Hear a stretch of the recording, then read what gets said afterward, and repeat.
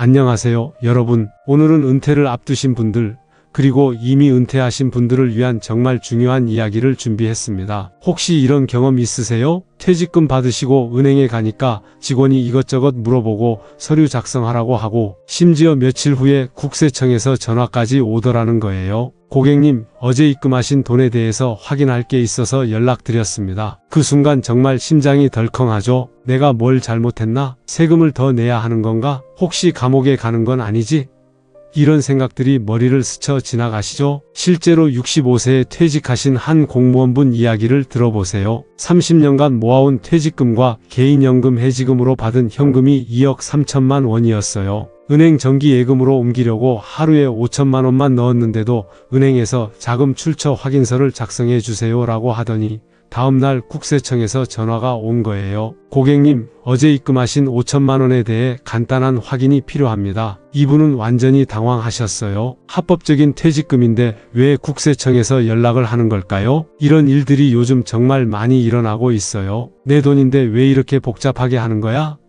하시면서 답답해 하시는 분들이 너무 많아요. 오늘 이 시간에는 이런 문제들을 어떻게 해결할 수 있는지, 어떻게 하면 미리 예방할 수 있는지 자세히 알려드리겠습니다. 실제 사례들과 함께 구체적인 해결책을 차근차근 말씀드릴 테니까요. 끝까지 들어보시고 꼭 기억해 두세요. 특히 오늘은 평상시보다 2배로 자세하게 설명드릴 예정이니까요. 메모하시면서 들으시면 더 좋을 것 같아요. 먼저 왜 이런 일이 생기는지부터 자세히 이해해 보겠습니다. 여러분, 2006년이라는 해를 기억하시나요? 이때부터 우리나라에 현금거래 신고제도라는 게 생겼어요. 원래는 2001년 9.11 테러 이후에 전 세계적으로 돈 세탁이나 테러 자금을 막기 위해서 만든 건데요. 우리나라도 국제적 기준에 맞춰서 이 제도를 도입한 거예요. 처음에는 정말 큰 범죄를 잡기 위한 거였어요. 하루에 5천만 원 이상만 신고했거든요. 그런데 점점 기준이 까다로워지면서 지금은 1,000만 원으로 낮아졌어요. 왜 이렇게 된 걸까요? 첫 번째 이유는 조세 포탈을 막기 위해서예요. 현금 거래를 통한 탈세를 잡아내려는 목적이 커진 거죠. 특히 자영업자분들의 매출 누락을 찾아내기 위해서 기준을 낮춘 거예요. 두 번째는 부동산 투기 자금을 추적하기 위해서예요. 부동산 가격이 오를 때 출처 불분명한 자금이 부동산 시장에 들어오는 걸 막으려는 거죠. 세 번째는 국제적 압력이에요. FATF라고 하는 금융행동특별작업반에서 각 나라의 자금 세탁 방지 노력을 평가하는데 우리나라도 여기서 좋은 점수를 받아야 하거든요. 그런데 문제는 이 시스템이 점점 강화되면서 여러분 같은 일반인들도 감시망에 걸리게 된 거예요. 요즘은 인공지능까지 동원됩니다. 은행마다 AI 시스템이 있어서 여러분의 거래 패턴을 실시간으로 지켜보고 있어요. 이 시스템이 어떻게 작동하는지 설명해 드릴게요. 먼저 고객별로 거래 프로파일을 만들어요. 평소에 얼마씩 거래하시는지, 언제 거래하시는지, 어떤 방식으로 거래하시는지 다 학습해요. 그 다음에 새로운 거래가 들어오면 기존 패턴과 비교해서 이상 여부를 판단하는 거예요. 예를 들어서 평소에 현금 인출기만 사용하시던 분이 갑자기 창구에서 고액 현금을 입금하면 패턴 변화로 감지돼요. 평소에 낮에만 거래하시던 분이 밤늦게 거래하는 것도 마찬가지고요. 더 무서운 건 네트워크 분석이에요. 가족 간 계좌 이동, 같은 컴퓨터에서 하는 거래, 비슷한 거래 패턴을 보이는 계좌들을 연결해서 분석해요. 그래서 가족 계좌를 이용한 우회 거래도 금방 걸리는 거예요. 실제 통계를 보면 정말 놀라워요. 2023년 한 해 동안 의심 거래로 보고된 건수가 50만 건이 넘어요. 그런데 이 중에서 실제로 범죄와 연관된 건은 5% 미만이에요. 나머지 95%는 모두 여러분 같은 일반 분들의 정상적인 거래였다는 뜻이에요. 그러니까 너무 걱정하지 마세요. 대부분은 오해에서 생기는 일이고 올바르게 대응하면 충분히 해결할 수 있어요. 문제는 이 시스템을 모르고 있다가 당황해서 잘못 대응하는 경우가 많다는 거예요. 그리고 한 가지 더 알아두실 점은 이 시스템이 앞으로 사라질 가능성은 희박하다는 거예요. 오히려 더 강화될 가능성이 높아요. 그러니까 싫어하기보다는 이해하고 적응하는 것이 현실적이에요. 자, 그럼 이제 어떤 행동들이 의심을 받는지 하나하나 자세히 알아보겠습니다. 이 부분은 정말 중요하니까요. 꼼꼼히 들어주세요. 1000만 원 넘으면 신고된다니까 900만 원씩 나눠서 넣어야지. 이렇게 생각하시는 분들이 정말 많아요. 하지만 이건 큰 착각이에요. 오히려 이런 분할 입금 패턴이 더 큰 의심을 사요. 실제 사례를 들어볼게요. 65세에 조기 퇴직하신 김 씨가 퇴직금 5천만 원을 900만 원씩 6번에 나눠서 넣었어요. 한 번에 넣으면 신고될까 봐서요. 그런데 오히려 이런 반복적 분할 거래 자체가 의심 거래로 신고된 거예요. 은행 시스템이 회피 시도라고 판단한 거죠. 왜 이런 일이 생기는 걸까요? 요즘 AI 시스템은 단순히 금액만 보는 게 아니에요. 거래 패턴도 같이 봐요. 900만 원씩 규칙적으로 나눠서 넣는 건 명백히 의도적인 회피 시도로 보이거든요. 게다가 여러 번 나눠서 넣으면 그만큼 기록도 많이 남아요. 한 번 넣을 걸 6번 나눠서 넣으면 6배로 기록이 남는 거죠. 나중에 설명하기도 더 복잡해져요. 내 통장에 바로 넣지 말고 아내 통장에 먼저 넣었다가 옮기자. 이것도 매우 위험한 행동이에요. 67세 박 씨의 실제 사례를 보세요. 부동산을 팔아서 받은 2억 원을 아내 계좌에 먼저 넣었다가 다시 자신의 계좌로 옮겼어요. 부부 사이에 뭐가 문제야? 라고 생각하셨는데 이런 우회 거래가 자금 세탁 의심으로 신고된 거예요. 왜 이런 일이 생길까요? 요즘 시스템은 가족 관계까지 다 파악해요. 주민등록 정보랑 연결해서 가족 간 계좌 이동도 추적해요. 그래서 이 사람이 가족 계좌를 이용해서 뭔가 숨기려고 하는구나 하고 판단하는 거예요. 특히 큰 금액을 가족 계좌로 먼저 보내고 며칠 후에 다시 자신의 계좌로 가져오는 패턴은 전형적인 자금 세탁 수법이거든요. 그래서 시스템이 자동으로 감지하는 거예요. 같은 날 여러 은행을 돌아다니면서 조금씩 나눠서 입금하는 것도 매우 의심받는 행동이에요. 72세 최 씨는 8천만 원을 4개 은행에 2천만 원씩 나눠서 입금했어요. 각 은행별로는 신고 기준에 안 걸렸지만 금융정보분석원 시스템에서 통합 분석하면서 분산 거래로 의심받은 거예요. 요즘은 모든 금융기관의 거래 내역이 실시간으로 금융정보분석원 시스템에 집계돼요. 그래서 어은행에 2천만 원, B은행에 2천만 원,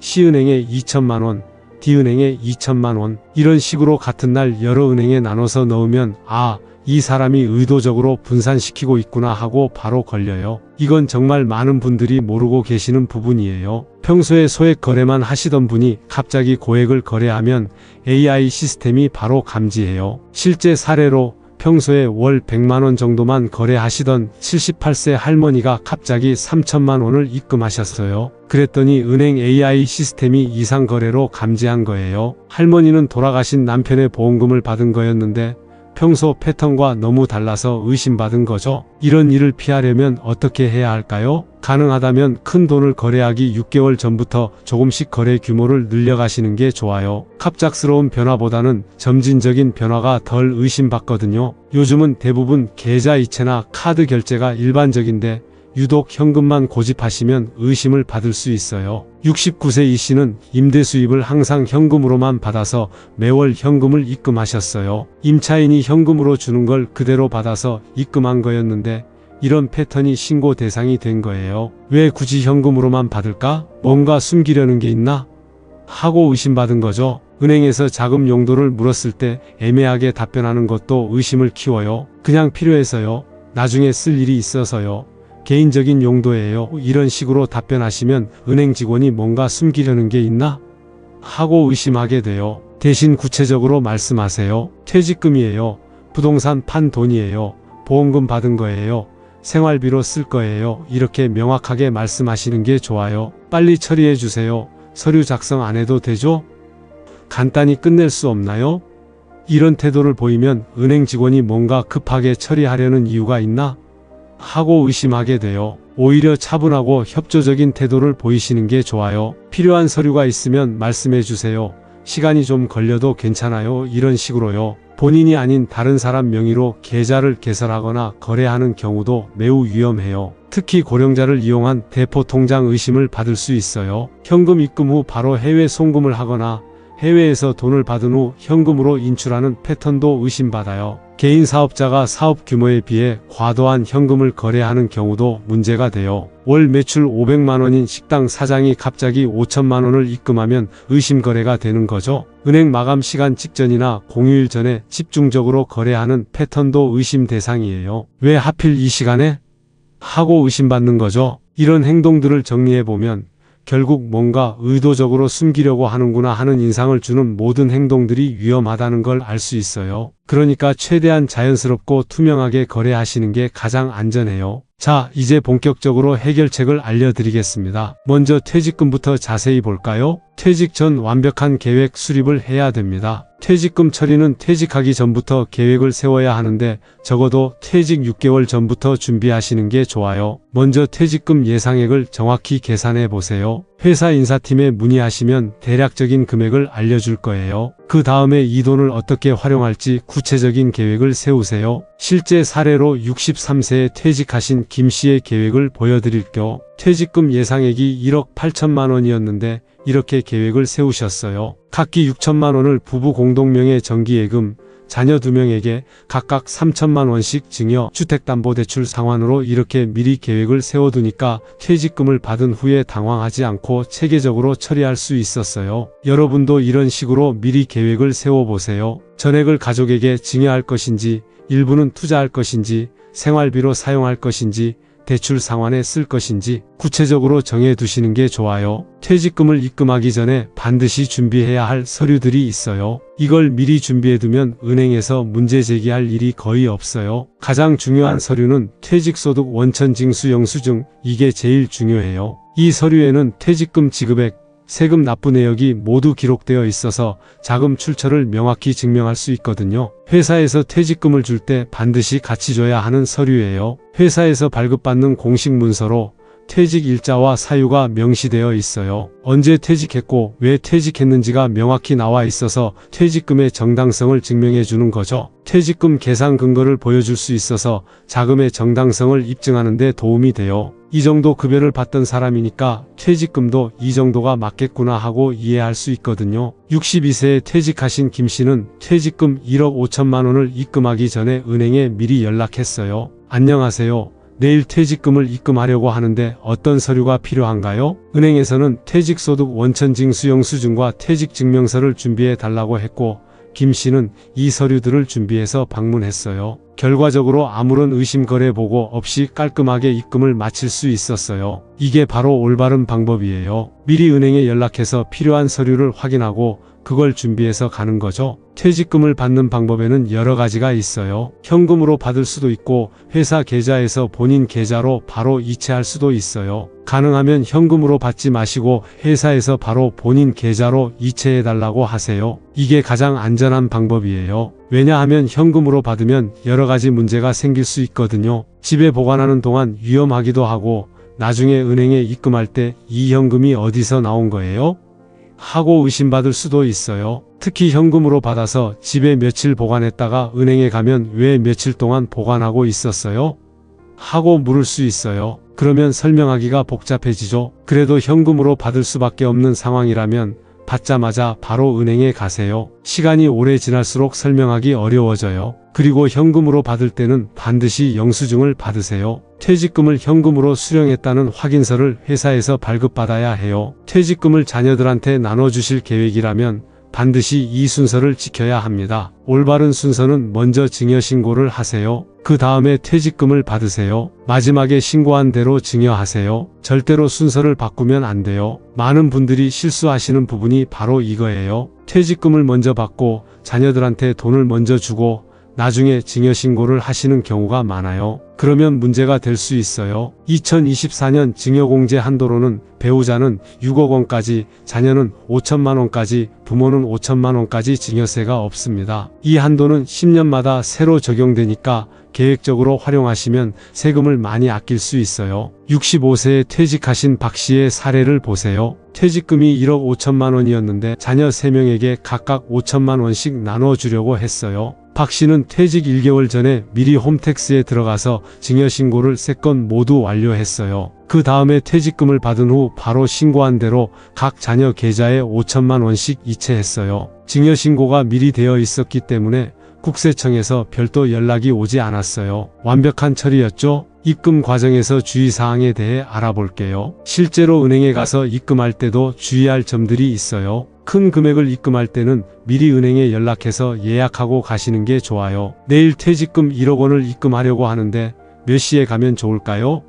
이렇게 미리 연락하면 은행에서도 준비할 수 있고 여러분도 대기 시간 없이 처리할 수 있어요. 담당자에게 명확히 설명하세요. 은행 창구에 가시면 담당자가 자금 출처를 물어볼 거예요. 이때 퇴직금입니다라고 명확히 말씀하시고 준비해온 서류를 보여주세요. 회사에서 30년 근무하고 퇴직해서 받은 퇴직금이에요. 여기 퇴직소득 원천징수영수증이랑 퇴직증명서 있어요. 이렇게 구체적으로 설명하시면 돼요. 차분하고 협조적인 태도 유지가 필요합니다. 혹시 담당자가 추가 질문을 하더라도 짜증내지 마시고 차분하게 답변하세요. 왜 이런 걸 묻는 거야? 하면서 화내시면 오히려 더 의심받을 수 있어요. 대신 필요한 서류가 더 있으면 말씀해 주세요. 확인 절차라면 당연히 해야죠. 이런 식으로 협조적인 태도를 보이시는 게 좋아요. 다음은 개인연금을 해지할 때는 몇 가지 중요한 선택을 해야 합니다. 개인연금을 받을 때 연금으로 받을지 일시금으로 받을지 선택할 수 있어요. 세금 측면에서는 보통 연금이 유리하지만 개인 상황에 따라 다를 수 있어요. 연금이 유리한 경우들이 있습니다. 다른 소득이 적어서 연금 소득 공제를 충분히 활용할 수 있는 경우, 장기간 안정적인 현금 흐름이 필요한 경우, 건강 상태가 양호해서 장기간 연금을 받을 수 있는 경우, 자녀들한테 매월 조금씩 용돈을 주려고 하는 경우, 일시금이 유리한 경우들에 대해 알아보겠습니다. 목돈이 급하게 필요한 경우, 다른 투자처가 있어서 더 높은 수익을 기대할 수 있는 경우, 건강상 우려가 있어서 장기간 연금을 받기 어려운 경우, 자녀들한테 목돈을 증여하려는 경우, 67세 최 씨의 개인연금 잔액이 8천만 원이었어요. 두 가지 방법으로 계산해 봤더니 이런 결과가 나왔어요. 일시금으로 받는 경우에는 퇴직소득으로 과세됨, 퇴직소득 공제 후 세율 적용, 예상 세금으로는 400만 원입니다. 10년간 연금으로 받는 경우에는 연간 800만 원씩 수령, 연금소득공제 900만 원 적용으로 연간 세금은 없습니다. 최 씨는 연금으로 받기로 결정해서 400만 원의 세금을 아낄 수 있었어요. 두 번째 전략으로 단계적 인출 방법이 있습니다. 만약 일시금으로 받기로 결정하셨다면 한 번에 모든 금액을 인출하지 마세요. 단계적으로 나눠서 인출하는 것이 안전합니다. 예를 들어서 개인연금 잔액이 1억 원이라면 첫 달에 3천만 원, 다음 달에 3천만 원, 세 번째 달에 4천만 원 이런 식으로 나눠서 인출하세요. 각각 인출할 때마다 연금 해지 관련 서류를 함께 제출하면 됩니다. 중요한 점은 인출 목적을 명확히 하는 것입니다. 생활비 목적, 의료비 목적, 주거비 목적 등 구체적인 사용 계획을 메모해 두고 은행에서 물어보면 명확하게 답변할 수 있도록 준비하세요. 67세 박 씨는 개인연금 9천만 원을 해지할 때 이 방법을 사용했어요. 매월 3천만 원씩 3개월에 걸쳐 인출했고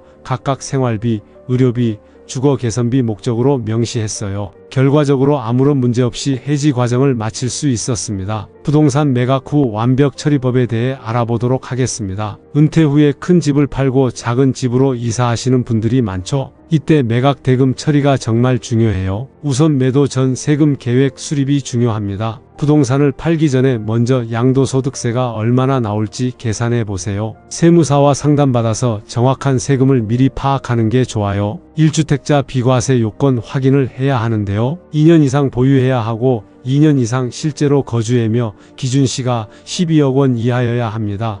2024년 기준이에요. 이 요건을 다 충족하면 양도소득세를 안 내도 돼요. 정말 큰 혜택이죠. 다주택자라면 매도 순서가 중요합니다. 다주택자는 어떤 주택을 먼저 처분할지 순서가 매우 중요해요. 일반적으로 보유기간이 짧고 시세 차익이 큰 주택을 먼저 처분하는 것이 유리해요. 69세 정 씨는 아파트 2채를 보유하고 있었어요. 아파트를 5년 보유, 시세 차익 3억 원, B아파트는 10년 보유, 시세 차익 1억 원이었어요. 세무사와 상담한 결과 아파트를 먼저 처분하기로 했어요. 보유기간이 짧아서 장기 보유 특별 공제를 받을 수 없지만 B아파트는 10년 보유로 10% 공제를 받을 수 있기 때문이었어요. 두 번째는 서류 완벽 준비를 하셔야 합니다. 부동산을 매각하신 후에는 관련 서류를 철저히 보관해야 합니다. 반드시 준비해야 할 서류들이 있어요. 부동산 매매 계약서, 중도금 및 잔금 영수증, 부동산 중개업소 수수료 영수증, 양도소득세 신고서류, 등기부등본 변경 내역서, 취득세 납부 영수증, 보유기간 중 관리비 영수증, 특히 매각 대금을 현금으로 받으신 경우에는 반드시 이런 서류들을 함께 준비해서 은행에 가세요. 세 번째로는 은행 입금 시 대응법입니다. 은행에서 자금 출처를 묻는다면 부동산 매각 대금입니다 라고 명확히 답변하고 서류를 제시하면 됩니다. 72세 정 씨는 아파트를 매각해서 3억 원의 차익을 얻었어요. 이 돈을 정기 예금으로 넣으려고 할 때 매매계약서와 잔금 영수증을 미리 준비해서 은행에 갔어요. 은행 직원이 자금 출처를 묻자 즉시 서류를 제시했고 아무런 의심 거래 보고 없이 입금할 수 있었어요. 매도 시기 조절이 중요합니다. 양도소득세는 매도 연도 기준으로 과세됩니다. 다른 소득이 많은 해에는 매도를 피하고 소득이 적은 해에 매도하면 세금을 줄일 수 있어요. 예를 들어서 퇴직하는 해에는 퇴직소득이 있으니까 종합소득세 부담이 클 수 있어요. 그러면 퇴직 다음 해에 부동산을 매도하는 것이 세금 측면에서 유리할 수 있어요. 다음으로는 국세청 연락 시 완벽 대응 매뉴얼에 대해 알아보겠습니다. 자, 이제 가장 중요한 부분입니다. 만약에 이미 국세청에서 연락이 왔다면 어떻게 해야 할까요? 먼저 국세청에서 오는 연락의 종류를 정확히 알아야 합니다. 1단계로 단순 자료 확인을 해야 합니다. 거래 내역 확인, 자금 출처 확인 등의 단순한 질의입니다. 2단계에서는 대부분 전화나 간단한 서류 제출로 끝나요. 여러분이 받으실 연락의 90% 이상이 2단계예요. 2단계로 세무조사 사전 통지입니다. 세무조사를 실시하겠다는 공식 통지인데요. 이 경우 조사 일정과 준비사항이 구체적으로 안내돼요. 2단계까지 오는 경우는 5% 정도예요. 3단계로 즉시 출석 요구입니다. 내일까지 세무서로 오세요 같은 긴급 출석 요구입니다. 보통 심각한 탈세 혐의가 있을 때 내려져요. 이런 경우는 1% 미만이에요. 다행히 대부분은 1단계 확인 과정이니까 너무 걱정하지 마세요. 절대 하지 말아야 할 치명적 실수들이 있어요. 당황해서 거짓말하기는 절대 안 됩니다. 67세 박 씨의 실제 사례입니다. 부동산 매각 대금 8천만 원을 입금한 후 국세청에서 연락이 왔어요. 당황한 박 씨는 친구한테 빌려준 돈을 받은 것이라고 거짓말을 했어요. 하지만 국세청에서 그 친구분 연락처를 알려주세요. 차용증이 있나요? 라고 묻자 더 이상 대답할 수 없었어요. 결국 거짓말이 들통났고 이 때문에 더 큰 의심을 받아 본격적인 세무조사를 받게 되었어요. 거짓말은 절대 통하지 않아요. 국세청은 이미 여러분의 금융거래 내역을 다 파악하고 있거든요. 거짓말하면 오히려 더 큰 문제가 돼요. 다음은 무작정 사과하는 것도 안 됩니다. 죄송합니다. 제가 잘 몰라서 그랬습니다. 앞으로 조심하겠습니다. 이런 식으로 무작정 사과하는 분들이 많아요. 하지만 이런 사과는 자신이 뭔가 잘못했다고 인정하는 것으로 비칠 수 있어요. 72세 최 씨는 상속받은 현금 1억 원을 입금한 후 국세청 연락을 받았어요. 겁이 나서 죄송합니다. 상속세를 안 냈나요? 지금이라도 내겠습니다 라고 말했어요. 하지만 실제로는 상속공제 범위 내라서 상속세를 낼 필요가 없는 상황이었어요. 무작정 사과했다가 불필요한 세금까지 낼 뻔한 거예요. 그 다음으로는 혼자서 해결하려고 하는 자세입니다. 별거 아닌 것 같은데 굳이 전문가까지 찾을 필요 있나? 이런 생각으로 혼자 해결하려다가 더 큰 문제가 되는 경우가 많아요. 국세청과의 대화는 모든 내용이 기록으로 남아요. 잘못 말하면 나중에 불리한 증거가 될 수 있어요. 또한 관련 없는 서류까지 무분별하게 제출하는 게 오히려 독이 될 수 있습니다. 혹시 도움이 될까 봐서 하면서 각종 통장 사본, 가족 계좌 내역, 부동산 서류까지 모조리 제출하는 분들이 있어요. 하지만 이렇게 하면 조사 범위가 불필요하게 넓어질 수 있어요. 요청받은 서류만 정확히 제출하는 것이 원칙입니다. 다음으로는 급하게 세금부터 내지 마세요. 그냥 세금 내고 끝내면 되는 거 아닌가요? 이런 생각으로 성급하게 세금을 내는 경우가 있어요. 하지만 한 번 낸 세금은 돌려받기가 매우 어려워요. 정확한 확인 후에 필요한 세금만 내는 것이 중요해요. 전화로만 모든 걸 해결하려고 하는 것도 좋은 방법이 아닙니다. 전화 통화는 기록이 남지만 정확한 문서가 아니에요. 담당자가 바뀌거나 시간이 지나면 통화 내용이 다르게 해석될 수 있어요. 중요한 내용은 반드시 서면으로 확인받으세요. 감정적으로 대응하지 마세요. 저는 범죄자가 아닙니다. 왜 이렇게 귀찮게 하는 거예요? 이런 식으로 화를 내면 담당자와의 관계가 나빠지고 협조적이지 않다는 인상을 줄 수 있어요. 결과적으로 조사가 더 길어질 수 있어요. 이제부터는 올바른 대응법을 알려드리도록 하겠습니다. 심호흡하고 차분하게 상황 파악해 보세요. 국세청에서 연락이 오면 일단 심호흡을 하세요. 그리고 다음 질문들을 차근차근 해보세요. 어떤 거래를 문제 삼는 건가요? 언제 어느 계좌의 거래인가요? 구체적으로 어떤 자료가 필요한가요? 언제까지 제출하면 되나요? 담당자님 성함과 연락처를 알려주세요. 소속 부서는 어디인가요? 이런 기본 정보를 정확히 파악하는 것이 첫 번째 단계예요. 즉답하지 말고 시간 확보도 중요합니다. 정확한 내역을 확인하고 준비해서 다시 연락드리겠습니다. 언제까지 연락드리면 될까요? 이렇게 말하고 일단 전화를 끊으세요.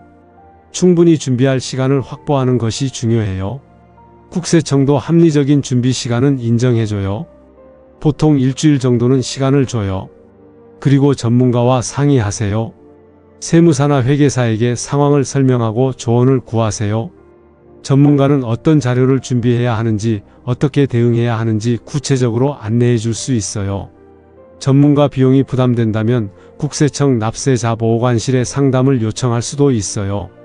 여기서 무료로 상담받을 수 있어요. 그런 다음에 관련 자료 수집 및 정리하시면 됩니다. 요청받은 자료만 정확히 준비하세요. 자금 출처를 증명할 수 있는 서류들을 체계적으로 정리하는 것이 중요해요. 예를 들어서 퇴직금 관련 확인이라면 퇴직소득 원천 징수 영수증, 퇴직증명서, 급여명세서, 입금 내역서 이런 식으로 관련 서류만 정확히 준비하세요. 서면으로 대응하세요. 전화 통화로만 끝내지 말고 중요한 내용은 서면으로 확인받으세요. 이메일이나 팩스로 주고받은 내용들을 모두 보관해 두세요. 오늘 통화한 내용을 정리해서 이메일로 보내드리려. 확인해 주시고 맞으면 회신해 주세요. 이런 식으로 하시면 돼요. 이 모든 과정 기록해 두세요. 언제 누구와 무슨 대화를 했는지, 어떤 서류를 제출했는지 모든 과정을 상세히 기록해 두세요. 나중에 문제가 생겼을 때 중요한 증거가 돼요. 몇 가지 사례를 소개해 보겠습니다. 상속 현금 입금 완벽 해결 사례인데요. 73세 김 씨는 남편 유산으로 받은 현금 9천만 원을 입금한 후 국세청 연락을 받았어요. 김 씨는 당황하지 않고 다음과 같이 대응했어요. 상황을 정확히 파악하고 일주일 시간을 요청했어요. 세무사와 상담받아 필요한 서류를 준비했어요. 상속증명서, 상속세 신고서, 피상속인의 금융거래 내역 등을 제출했어요. 서면으로 모든 과정을 기록했어요. 담당자와 협조적으로 소통했어요. 결과적으로 2주 만에 정상거래로 확인됨이라는 회신을 받았어요. 퇴직금 분할 입금 성공 해결 사례입니다. 65세 박 씨는 퇴직금 1억 5천만 원을 여러 차례 나눠서 입금했다가 국세청 연락을 받았어요. 박 씨의 대응법은 이랬어요. 퇴직금임을 명확히 설명했어요. 퇴직소득 원천 징수 영수증을 제출했어요. 분할 입금한 이유를 구체적으로 설명했어요. 모든 입금 내역과 퇴직금 수령 내역이 일치함을 증명했어요. 회사 인사팀에서 확인서를 받아서 제출했어요. 역시 3주 만에 문제없이 해결되었어요. 부동산 매각 대금 완벽 처리 사례입니다. 70세 박 씨는 아파트 매각 대금 2억 원을 현금으로 받아 입금했다가 연락을 받았어요. 최 씨의 대응은 다음과 같았어요. 부동산 매매 계약서를 제출했어요. 중개수수료 영수증과 각종 세금 납부 영수증을 제출했어요. 매도대금 수령 확인서를 제출했어요. 양도소득세 신고 내역을 함께 제출했어요. 부동산 등기부등본 변경 내역도 첨부했어요. 매각 대금임이 명확히 증명되어 일주일 만에 해결되었어요. 세금 문제를 미리 예방하는 완벽 전략에 대해 알아보도록 하겠습니다. 이제 이런 문제들을 아예 예방하는 방법을 자세히 알려드리겠습니다. 첫 번째, 미리 계획을 세워야 합니다. 큰 돈을 움직이기 전에는 항상 미리 계획을 세워야 합니다. 이게 가장 중요한 예방법이에요. 퇴직 준비 계획이 있으시다면 퇴직 6개월 전부터 퇴직금을 어떻게 활용할지 정해두세요. 전액을 가족한테 줄 건지 일부는 투자할 건지 생활비로 쓸 건지 구체적으로 정하는 거예요. 실제로 63세에 퇴직하신 김 씨는 1년 전부터 이런 계획을 세웠어요. 퇴직금 2억 원 중 8천만 원은 부부 공동 정기예금, 6천만 원은 자녀 3명에게 각각 2천만 원씩 증여, 6천만 원은 주택담보대출 상환으로 이렇게 미리 계획을 세워두니까 퇴직금을 받은 후에 당황하지 않고 체계적으로 처리할 수 있었어요. 연간 자금 계획으로는 매년 초에 그해 예상되는 큰 자금 움직임을 정리해 보세요. 연금 수령, 보험 만기, 부동산 처분, 증여 계획 등을 미리 파악해 두는 거예요. 두 번째, 증여 한도를 잘 활용해야 합니다. 2024년 기준으로 증여세 안 내고 줄 수 있는 한도가 있어요. 이걸 계획적으로 활용하면 세금을 많이 아낄 수 있어요. 10년간 증여공제 한도는 배우자는 6억 원까지, 자녀는 5천만 원까지, 부모는 5천만 원까지, 친족 1천만 원까지이에요. 이 한도는 10년마다 새로 적용되니까 장기적으로 계획하시면 정말 큰 절세 효과를 얻을 수 있어요.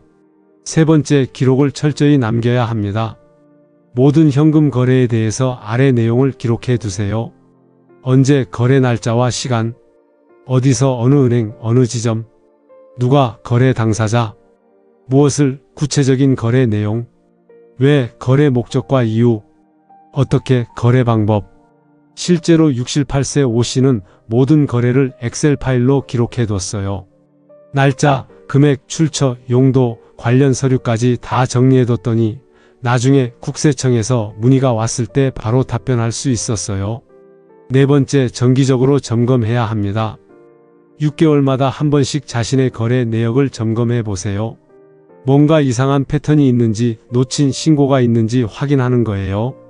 점검 항목들을 살펴보면 큰 금액 거래 내역 확인, 가족 간 자금 이동 내역, 현금 거래 빈도와 패턴, 필요한 세무 신고, 누락 여부, 관련 서류 보관 상태입니다. 다섯 번째, 사전 상담을 받아야 합니다. 큰 금액을 거래하기 전에는 미리 국세청이나 세무사에게 상담 받으세요. 이렇게 해도 괜찮나요? 하고 미리 확인받으면 나중에 문제가 생겼을 때 사전에 상담받고 한 일이에요 하고 말할 수 있어서 매우 유리해요. 상담받을 수 있는 곳들은 국세상담센터 126번, 관할 세무서 방문 상담, 홈택스 온라인 상담은 무료이고 세무사 상담은 유료이지만 더 전문적입니다. 63세 이 씨는 퇴직금과 개인연금을 동시에 해지해서 총 2억 5천만 원을 처리해야 하는 복잡한 상황이었어요. 국세상담센터에 전화해서 상황을 설명했더니 상담원이 단계별 처리 방법을 상세히 안내해 줬어요. 이 가이드라인을 따라 진행한 결과 아무런 문제 없이 모든 절차를 마칠 수 있었어요. 여섯 번째, 투명하게 거래해야 합니다. 굳이 금액을 쪼개거나 우회하려 하지 마세요. 오히려 정직하게 거래하는 것이 더 안전해요. 많은 분들이 1천만 원 넘으면 신고되니까 피해야지 하고 생각하시는데 이건 잘못된 생각이에요. 신고된다고 해서 문제가 되는 게 아니거든요. 정상적인 거래라면 신고되어도 전혀 문제 없어요. 오히려 의도적으로 피하려고 하는 행동들이 더 큰 의심을 사요. 정직하게 퇴직금이에요, 상속받은 돈이에요 하고 말하는 게 훨씬 안전해요. 지금부터는 특별한 상황별 대응법을 알려드리겠습니다. 이미 잘못 처리한 경우, 작년에 퇴직금 처리를 잘못한 것 같은데 지금이라도 바로 잡을 수 있을까요?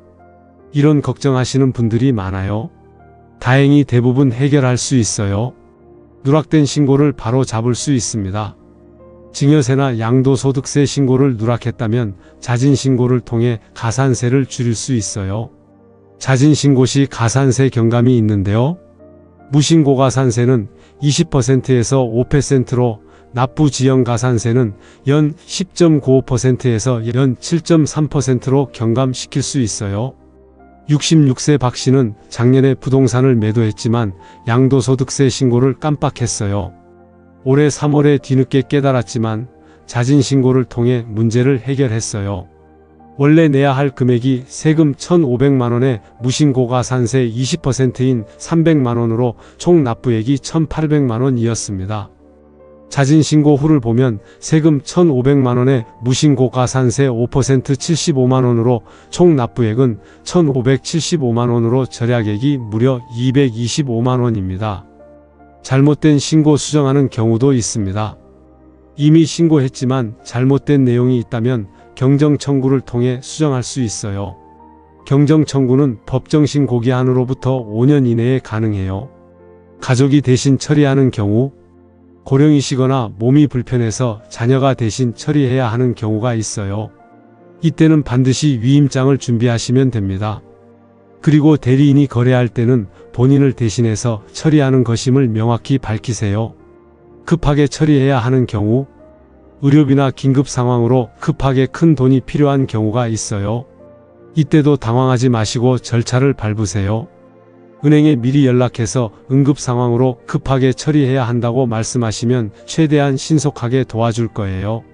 하지만 기본적인 확인 절차는 생략할 수 없다는 점 이해해 주세요. 외국에 거주하시는 경우, 자녀가 외국에 살고 있어서 해외 송금을 해야 하는 경우도 있어요. 이때는 더욱 신중하게 처리해야 해요.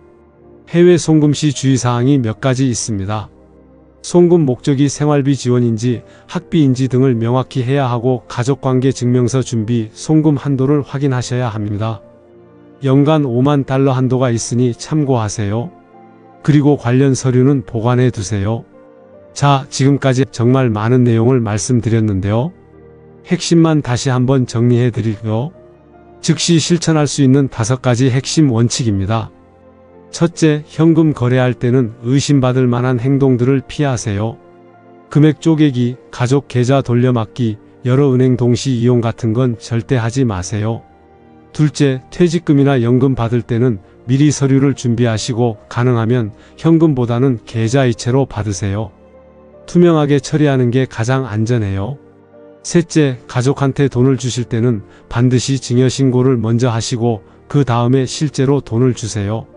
순서가 정말 중요해요. 넷째, 국세청에서 연락 오면 당황하지 마시고 차분하게 상황을 파악해서 체계적으로 대응하세요. 대부분은 단순한 확인 과정이니까 너무 걱정하지 마세요. 다섯째, 무엇보다 중요한 건 미리 예방하는 거예요.